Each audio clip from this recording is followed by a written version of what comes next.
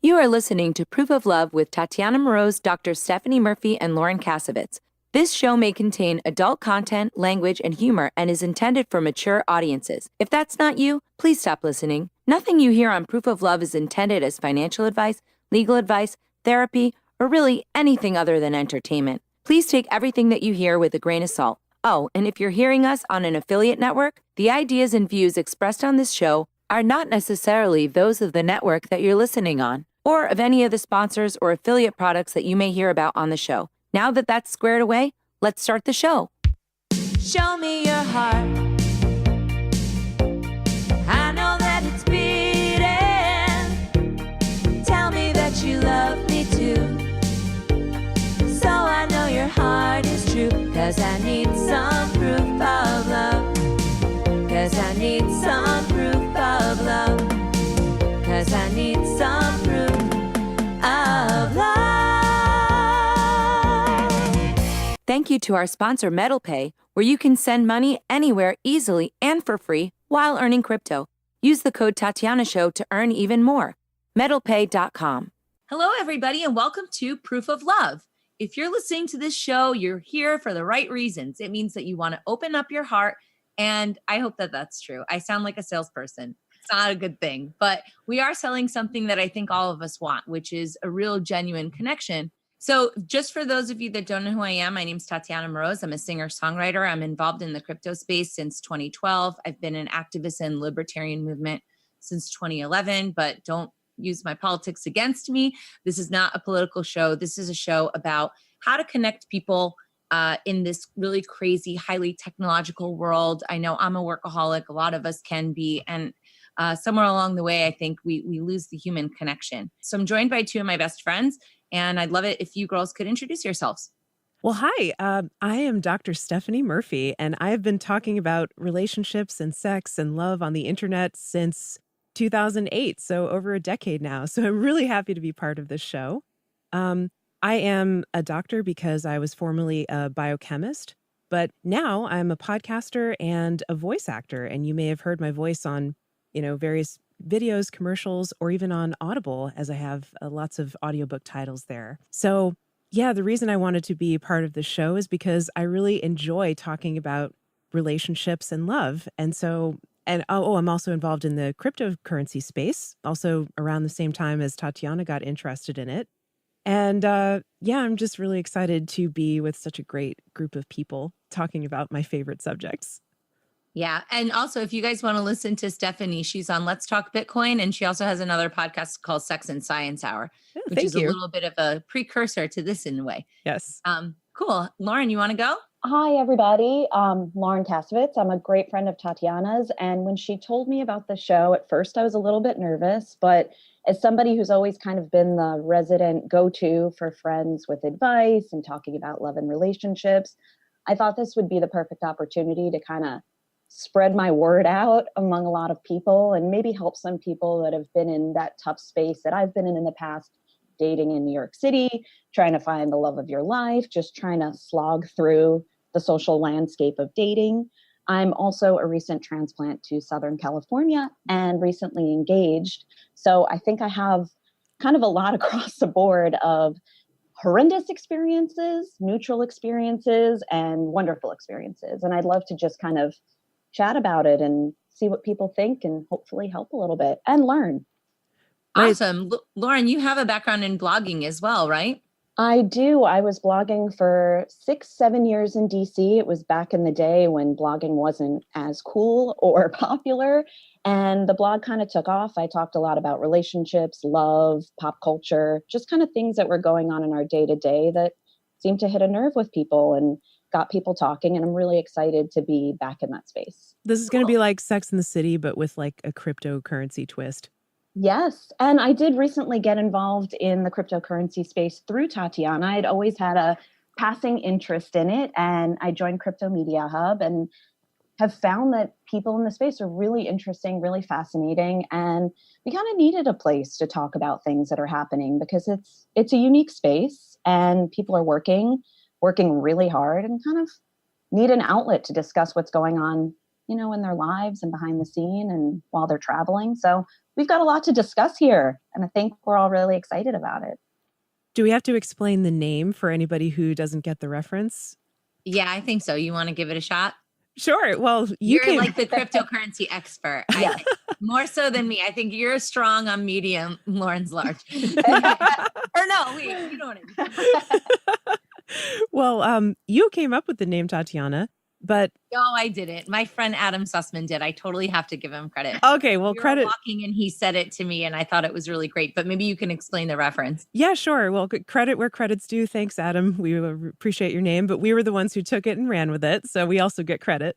But the name of our show, Proof of Love, is kind of a pun, a reference to this idea of proof of work. And proof of work is the algorithm that the original cryptocurrency, Bitcoin, is based off of. Proof of work is the computational algorithm that secures the Bitcoin network and makes it so that it can be a trustless system that's peer-to-peer and all over the world. And you don't have to trust any central authority, but anyone can verify the authenticity of all the transactions on the Bitcoin network using the blockchain. So that's where the name of our show comes from. But proof of love is also like, you know, when you're in a relationship and you want someone to give you some kind of proof of their love, right? You maybe feel a little bit anxious at the beginning of the relationship. There's all this new energy and you're wondering, does this person really feel the same way about me as I feel about them? And so maybe you test them a little bit and maybe you're looking for some proof of love because you don't want to trust a central authority either. You want to verify it for yourself if this person actually loves you. So I think it can actually work both ways. Yeah, I think so too. You know, I'm a little nervous about doing this show. I think we're all a little bit nervous about doing this show because Stephanie and I have a lot of experience doing podcasts, but it's a little bit different when you start talking about your personal relationships. And I think people are really, especially in our society, interested in putting out a certain persona, right? I'm so cool. Everybody wants me. I'm not emotionally engaged. I'm just juggling these people around. And look at anyone's social media and you'll see that image. Totally. And I think it's BS. That's basically what I've come to the conclusion of. And I think that sometimes you don't even realize that you're BSing yourself. So in my case, last year, I had this really strange experience happen where I fell really deeply in love with somebody that I only knew for a very short period of time. And in that short period of time, it was like all of these things were awakened within me. And it really brought to light some of the barriers that I had been putting up. And I didn't even know that I had these barriers. I learned them when I started having a meltdown, and all of a sudden everything sort of unraveled. And it's been quite a journey ever since. And a lot of journey has revolved around self-love. And I think that when you talk about self-love, also that's something that people don't like to talk about. And when you talk about it, it becomes something that you get defensive about. For example, if someone says, oh, you can't have love until you love yourself, those people deserve a punch in the face. It's so presumptive, and it's not a way to make you feel like you love yourself. It's a way of making you feel like, well, why don't I love myself? Maybe I don't love myself. What's wrong with me? And that's definitely not what it's supposed to do. Something within the kindness of the exchange that I had with this guy, I don't know, it just opened me up and made me realize that I deserved a little bit better, well, a lot better. And not just from other people, but from the way that I was treating myself. And I think that the only way to really talk about that stuff is to talk about it authentically. So for me, it's really hard because, you know, the girls, they have boyfriends. I'm the single person, which is arguably the societally reviled position, right? You know, single woman after a certain point, they're just like, well, why aren't you married? Whatever. So it's vulnerable. But I think that this is going to be a way of having, I guess, a little bit of therapy. And then maybe through my own vulnerability, other people can face some of their own inner struggles, some of their weaknesses, some of their strengths, and try and build something out of that. So hopefully it won't be too embarrassing. Hopefully I won't start crying on the air. But if I do, I think that that's okay, because people have feelings. And in this Tinder apocalypse, people act like there's no feelings. And I think it's BS. And hopefully that bravery will be rewarded with further understanding of myself and maybe comfort to those out there that are a little bit afraid. That was Oh, yeah. beautiful. Tatiana, I love what you just said. That was so awesome. Yeah. I Thanks, guys. That was really awkward. No, it was so great, and I think people will really relate to and connect with what you're saying because it was so genuine and it was so real and vulnerable. And you're right, in this world nowadays, people are carefully curating the image of themselves that they put out online, and it's not often real. Everyone's afraid to show their true self to the world because they're afraid they're not going to be liked or that it's not okay to be who they are or something like that. And yeah, sometimes we only can get to know certain aspects of ourselves through being challenged by relationships. If we're just single and we're not even interacting with anyone, those things are not going to come up and we're not going to learn certain things about ourselves. And so, like you were describing, learning about self love, this is a really important lesson that everyone needs. Everyone needs to know about. So I'm really excited about exploring your journey and our journeys and our listeners' journeys and our guest journeys through the show. I agree. I think that was really beautiful. And I think that there are a lot of things that are put out on social media, and that's a whole conversation for another show. But I think being genuine and true to yourself and who you are without worrying about what other people think is a really brave thing to do. So I think that was beautiful sentiment. And I think you can really only love yourself more as you let yourself be yourself, talk about how you feel, be vulnerable. Not really, I mean, it's hard to not care what people think, and to just put it out there is a really, really scary thing to do. And I'm very proud of you. I'm proud of all of us. And I'm really excited to start this journey with you guys. Well, the Yes. other thing is that I'm not the only vulnerable one. You girls are going to have to put it out there. I don't want to hear it. Like, I'm not going to be the only one on the chopping Oh, block. don't worry. Don't worry. Yep. But that's the You thing, you right? got to Like, pledge. Yes. right. But even if you're in a relationship, problems happen, right? So, the grass is always greener on the other side. And I think that some of the things that we want to get into beyond, single ladies, yay, is, some of the challenges of having a relationship. A lot of the people that are listening to the show are probably working too much. They're not spending enough time with their family. And it's easy to let those barriers kind of harden as time goes on.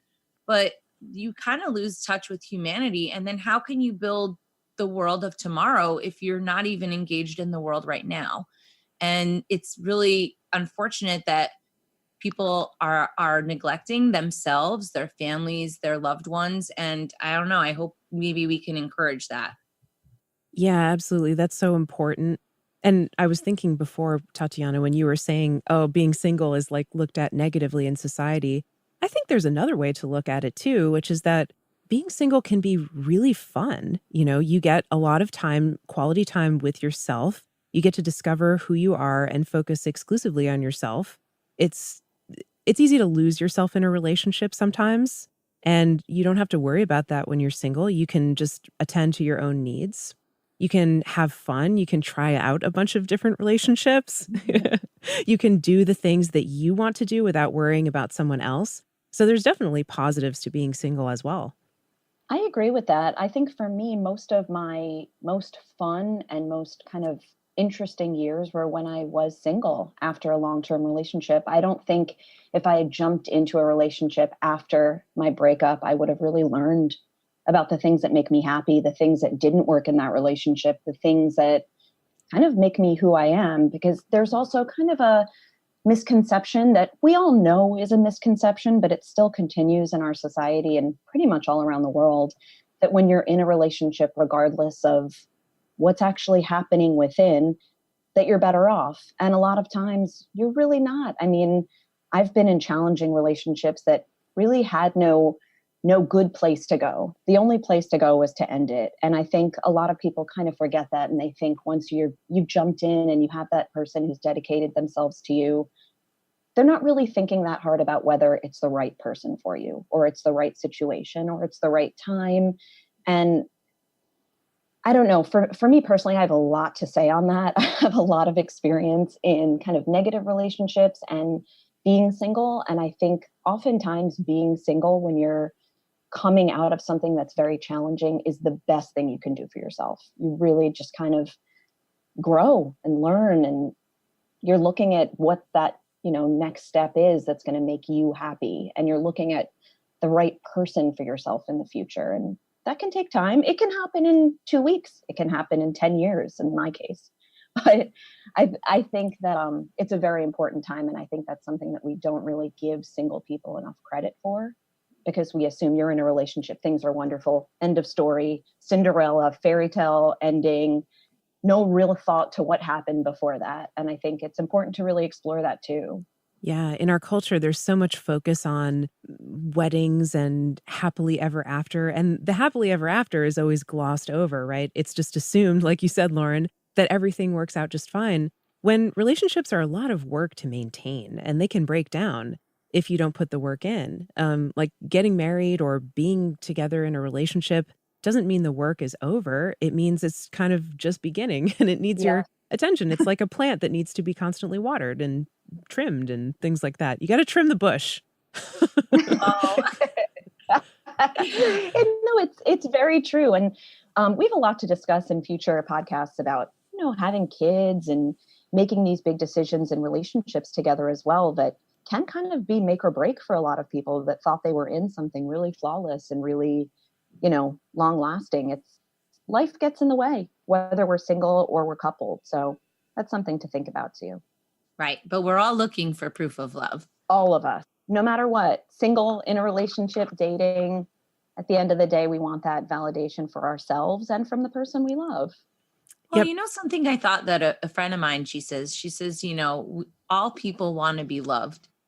And I thought that was sort of a really simple thing to say, but it sticks with me sometimes, because when you look at the way that you interact with somebody through that lens, instead of looking at them as an enemy, I think that kind of can help you be more empathetic and more compassionate. And I think that for me, that's certainly something that I'm trying to constantly improve on. I think of myself as a relatively compassionate, empathetic person, but I don't know. I think that's really important, especially, as a musician, as an artist. If I'm not authentic and if I'm not trying to really understand the meaning behind everything else, I don't know. I just don't think I'm as good of an artist. Do you think that applies to regular people? Or you think only artists have to suffer further? No, I definitely think it does. I think the three of us happen to be three really creative people in our own ways. We all have our things, our creative outlets. But I think personally, as your friend and watching you go through this journey, some of your best work has come out of heartache. I mean, some of your most beautiful work. When we went to go see you, what was the name of that place in Brooklyn where you performed, and there was another really close artist friend of yourselves there, and she and I just kept saying, like, this is incredible. Look at the intensity and the emotion. It was really special. So sometimes that does spark that creative energy also. That was a weird gig. That was actually so for people that are listening, I mean, I don't know. Again, it's kind of strange to try and talk about my personal life, but I'm gonna explain the context. So this year, I met the dude. We should give him a fake name. I don't know what it's going to be, but anyway, I'll have to think about that. But anyway, fell in love with the dude for no reason, and then wrote him all these songs, and then he basically kept shutting me down emotionally. But then he actually came to that gig, which was so weird because it was the first time that I was ever performing songs that I had written about somebody with the hopes of winning them back from a stage. And it was only the second time I was performing those songs anyway. So that was really scary. And he came to the thing and he didn't have any reaction. So it was a very intense thing. But even throughout all of the pain and the heartache of last year, I feel like it was this catalyst year where I just accelerated as a person. So, don't be afraid of the pain, guys. It's not wonderful, but it does have wonderful results, I think, if you can bare your soul, that are not necessarily even going to result in anything. It's not like it worked, but I learned more about myself that way. And every time you do something really brave, I think it elevates you in some way. It makes you more prepared for the right thing when it happens. Yes, beautifully said. I agree. So, what are some of the things that we're going to be talking about on this show? Should we give people a little preview? Yeah, I think so. So we want to do a bunch of different things on the show. One of the things I think we're going to tackle it. We're figuring it out as we go, but we're probably going to put one topic per show. And we're going to aim to have the show be around 30 minutes. I think that's like a nice little pocket. But if we go over, that's totally fine. Sometimes we might go a little bit under, but I think that there's going to be, I don't know. I think we're going to end up going over. We're also going to be having a lot of celebrity crypto guests, some other kinds of guests that are maybe specialists in the field. I know we have Pamela Morgan confirmed. George Burke wanted to come on. Bob Murphy, I have to drag him in. Julia Taransky is going to be coming on. There's a ton of different people that we're inviting. And a lot of times what's funny is that when I tell people about the show, pretty much every person wants to come on. But we're not going to have only women. I want to have the male perspective for sure. But yeah, I mean, we've got a lot of different topics from, how do you keep the hope alive in a marriage? How do you date while you're on the road? What kind of self-care routines people have, personal development stuff. I don't know, Steph, what about you? What do you want to talk about? Well, I was excited to talk about attachment theory, which you mentioned as one of the first topics that we want to talk about on the show.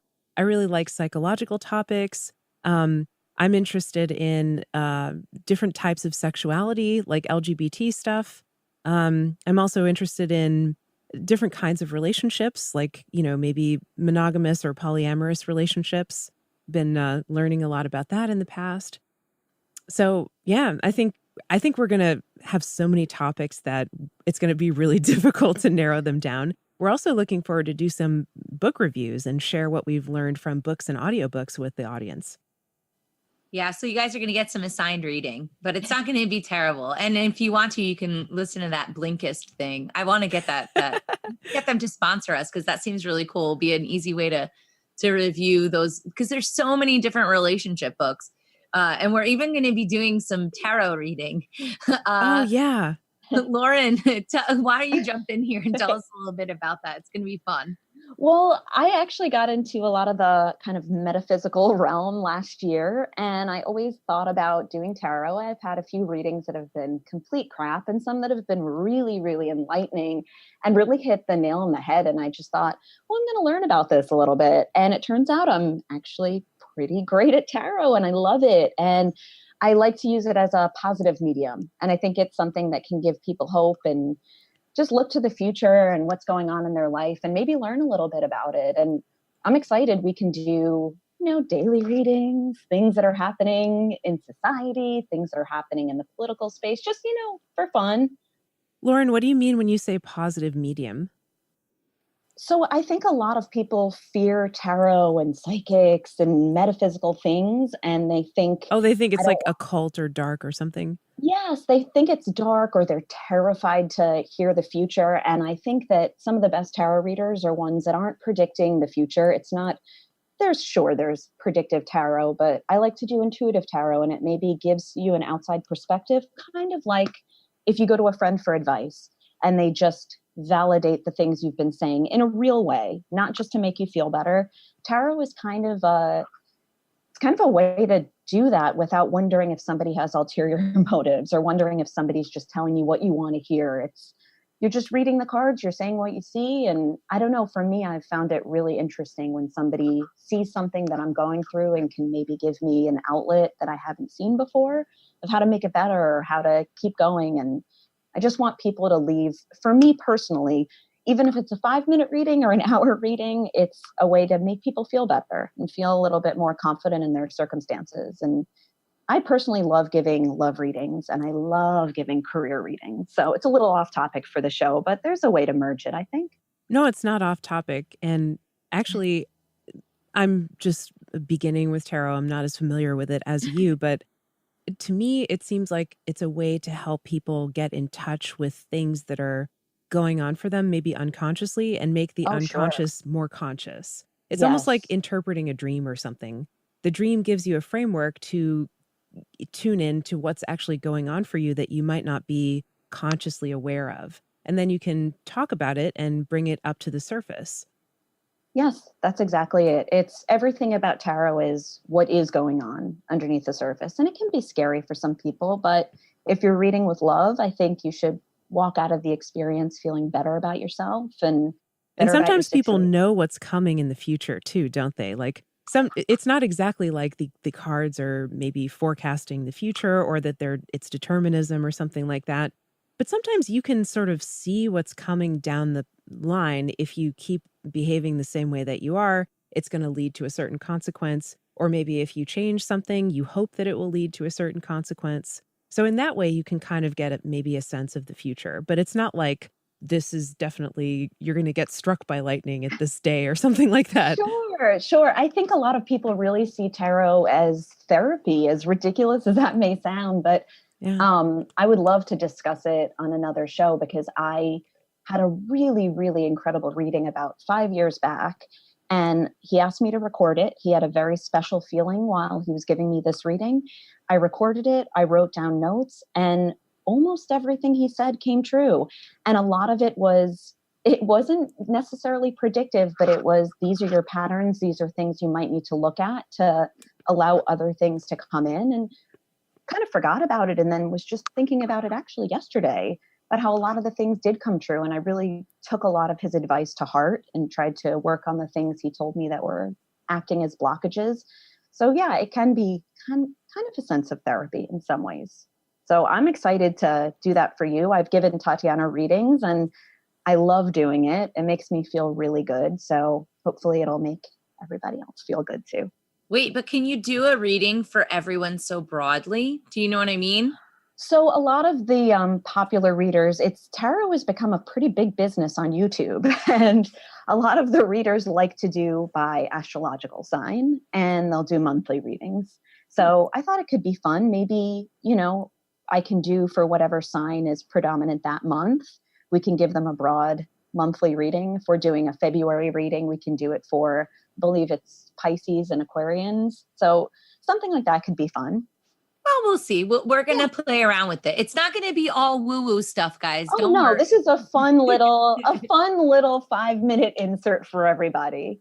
Yeah, well, I have a good new friend, Fred Steinman, and he actually I feel like it's a little bit unusual when a guy is into astrology. I feel like it's a little bit more of a chick thing, but he gave me this really in-depth reading and he showed me all these charts. So we'll not only play around in the tarot world, but we can play around with astrology too. I think it's going to be really fun. It is. It's great. I mean, and it's all a good time at the end of the day. Yep. Absolutely. Anything that helps us explore and get to know ourselves better and maybe helps whoever's listening too. Exactly. Cool. Well, what do you think, ladies? I feel like we've given everybody a good overview of what the show's going to be about. We're going to be taping over the next few weeks, and then we're going to be releasing on Valentine's Day.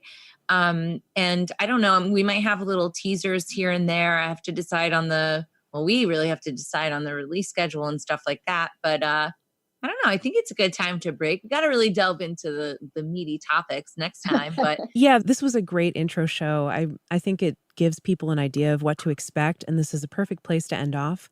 I just would like to let people know how they can keep in touch with us and how they can follow the show. Yes. Oh, that's a good idea. So we have Proof of Love Cast is the website, proofoflovecast.com.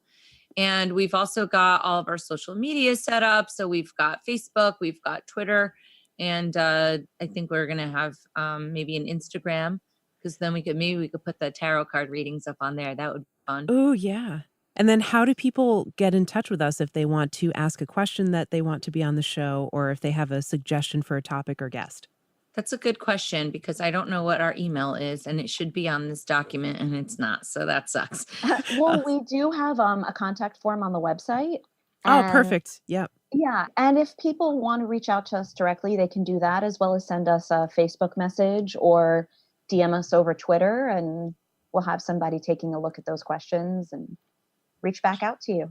Sure. Or people can just write me directly, Tatiana at cryptomediahub.com. And next time we'll have the right email address handy and stuff like that. So I think that's it, right? Yeah. What do you think, Yes. ladies? Awesome. Are you ready for this journey? Was this So scary ready. or what? Oh, It was this was so great. scary. I hope that our audience really takes, I don't know. I hope our audience wants to take this journey with us too. I challenge you all to think a little bit more with your heart, and we'll see how it goes. Oh, that was beautiful.